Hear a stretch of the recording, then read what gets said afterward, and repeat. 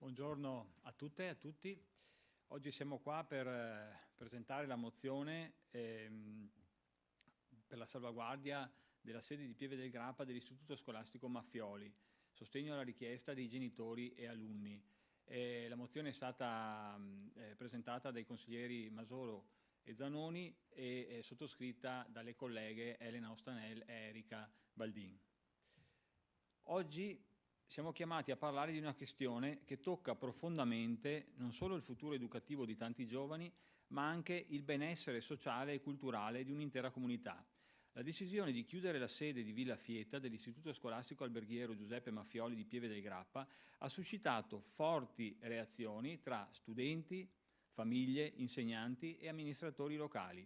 In questi giorni abbiamo visto un'enorme mobilitazione, segno del grande valore che questa sede ha per il nostro territorio. E proprio in nome di questo valore siamo qui per chiedere il ripensamento di una scelta che rischia di avere gravi conseguenze. Villa Fieta non è solo un edificio, è un simbolo di inclusione, di formazione di qualità e di opportunità per tanti giovani. Questa sede, che accoglie 129 studenti, tra cui 17 con fragilità e disabilità certificate, è un punto di riferimento non solo per la città di Pieve del Grappa, ma per tutto l'Alto Trevigiano e il Bassanese. Gli studenti di Villa Fieta non solo imparano un mestiere, ma crescono in un ambiente che li aiuta a diventare cittadini consapevoli e pronti a inserirsi nel mondo del lavoro. La scuola offre un'educazione che va oltre la didattica, promuovendo valori come l'inclusione e l'accoglienza. Ma questa decisione di chiusura, presa in un incontro il 5 dicembre 2024, senza alcun coinvolgimento delle famiglie, degli insegnanti e degli studenti, rischia di compromettere non solo il percorso educativo di questi ragazzi, ma anche il tessuto sociale e culturale dell'intera area. I ragazzi dovrebbero affrontare lunghi tragitti per raggiungere le sedi alternative e ciò comporterebbe costi aggiuntivi e disagi, soprattutto per le famiglie più vulnerabili. Pensiamo in particolare ai giovani con disabilità. Abbiamo visto una risposta straordinaria da parte della comunità. In poche settimane sono state raccolte più di 3.600 firme, di cui quelle dei 120 insegnanti, più di 600 firme tra residenti, i genitori della scuola, i commercianti, le categorie economiche. Poi ricordiamo che i sindaci dei comuni limitrofi, che rappresentano il cuore pulsante di quest'area, hanno espresso la loro forte opposizione alla chiusura e hanno chiesto che la sede di Villa Fieta resti aperta. 13 sindaci del Bassanese. Almeno per gli studenti deve rimanere aperta, che hanno già intrapreso il loro percorso scolastico. Oggi noi siamo qui per fare una richiesta chiara e urgente alla Giunta regionale del Veneto, mantenere attiva la sede scolastica di Villa Fieta. La scuola è una risorsa fondamentale per lo sviluppo umano e sociale ed è nostro dovere garantirne l'accessibilità a tutti, senza discriminazioni geografiche o sociali. La Regione Veneto ha sempre parlato di inclusione, di valorizzazione del capitale umano come motore di sviluppo sociale ed economico. Non possiamo permettere che una decisione che rischia di escludere dalla formazione tanti giovani, soprattutto quelli più fragili, venga presa senza un'adeguata riflessione. Se la decisione finale non fosse quella di mantenere la sede aperta, che è quella che noi ci auspichiamo, chiediamo comunque che vengano adottate misure concrete per garantire il completamento del percorso educativo degli studenti già iscritti e che vengano esplorate le soluzioni alternative a questa chiusura, come la ricerca di altre sedi vicine. I genitori e gli studenti non possono essere lasciati soli di fronte a questa difficoltà.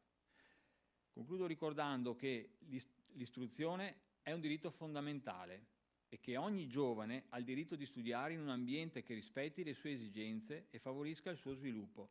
La sede di Villa Fieta rappresenta una risorsa che non possiamo permetterci di perdere. Per questo oggi chiediamo un impegno forte e deciso per salvaguardare il futuro dei nostri ragazzi, delle loro famiglie e di tutta la nostra comunità. Lascio la parola al collega Zanoni, che comunque integra il nostro messaggio e il senso della nostra mozione. Grazie a Renzo Masolo. Noi tra l'altro sabato siamo stati a Pieve del Grappa a un sit-in organizzato dai genitori proprio per chiedere all'autorità di scongiurare la chiusura di questa sede.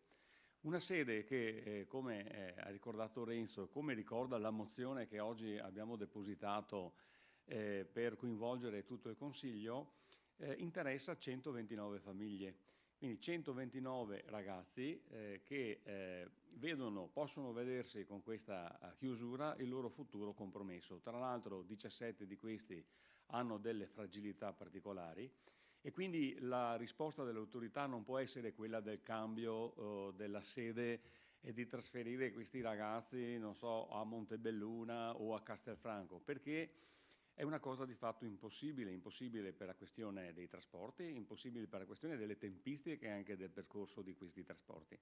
Purtroppo già qualche genitore, e questo è emerso proprio sabato, ha già detto: ma allora se è così io ritiro mio figlio dal percorso scolastico. Quindi questa scelta che stanno facendo le autorità è una scelta che può avere delle ripercussioni veramente gravissime sul futuro di questi ragazzi, perché vuol dire compromettere un proprio percorso, compromettere anche la possibilità di uno sbocco lavorativo in un'area come questa, che è un'area che è tutelata anche dal MAB UNESCO, un'area che punta molto sul turismo, sulla ricettività enogastronomica. Questi sono dei ragazzi che diventeranno dei professionisti, questo è un alberghiero e quindi c'è anche bisogno di professionalità come queste.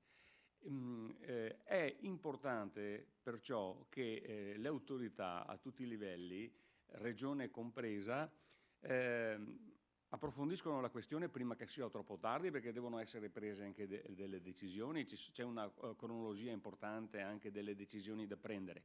Noi crediamo che se si trovano i fondi per le nutrie, per i cacciatori, per una serie di cose che abbiamo visto recentemente anche passare in Consiglio regionale, a maggior ragione, siccome lo sappiamo che poi alla fine trovare una sede appropriata in zona è una questione di costi, trovare i fondi necessari, noi pensiamo sia dovere della nostra regione. Una regione che sta puntando tutto sull'autonomia dovrebbe dimostrare, visto che questa è una cosa che già può gestire in massima autonomia, che difende fino in fondo il futuro di questi ragazzi. Stiamo parlando di 129 ragazzi, quindi sono le future generazioni.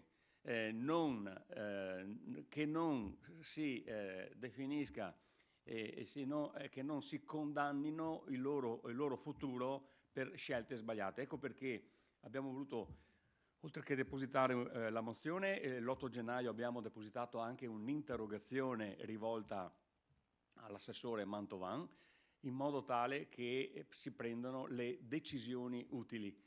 Ed è proprio per questo che oltre alla mozione appunto abbiamo voluto fare questa conferenza stampa cercando di diffondere il più possibile questa importante questione che ha delle ripercussioni umane, sociali sul territorio veramente molto importanti. Quindi confidiamo nel Consiglio regionale e sulla buona volontà dei nostri colleghi e della Giunta regionale per trovare una soluzione.